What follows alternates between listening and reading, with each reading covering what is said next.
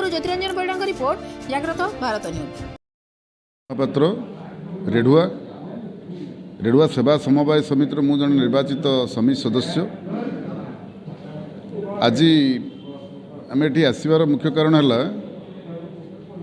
रेढ़ुआ अंचल जो चाषी मान सरकार धार्य कर जिला प्रशासन अधीन चाषी मान नापी जो धान समिति मध्यम किणिकी नापी एपर्यंत दीर्घ दिन है चाषी मैंने संतोषजनक भाव चाषी धान किणा जा पारना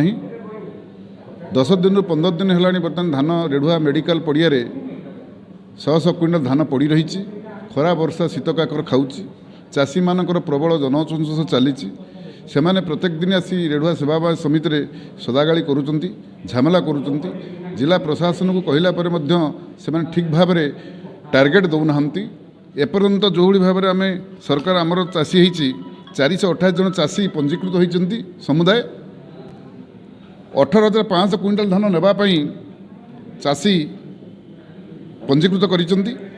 किंतु वर्तमान सुधा 200 चाषी मात्र जाइछंती 12,100 क्विंटल किंतु एपर्यंत आहरी 8,000 ऊर्ध्व क्विंटल धान बाकी रही। यह भितर कौन हो सरकार जो समय सीमा देइछंती ता भितर चाषी धान ठीक समय जाइपारना यहाँ हूँ प्रशासनिक अवहेलारू आम अनुभव करुचु।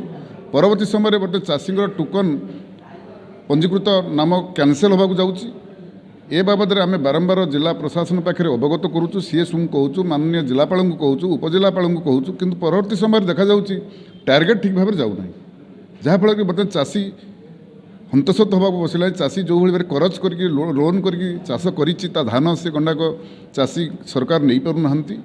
बर्तमान चाषी बर्तमान हतोत्साहित भाव में अच्छा जहाँफल कि आम आज आसीचु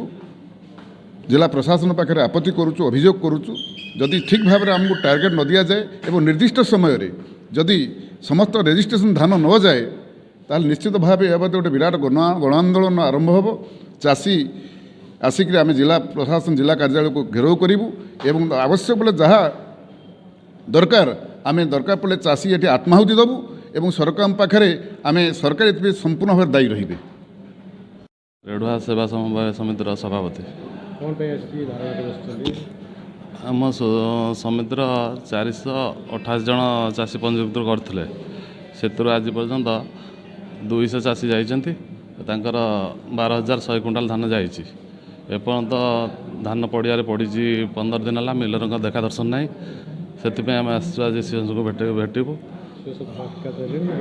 ना सीएस तो आसी ना मैडम मैडम आसिले आम भेटिकी जीवु दरखास्त देकी।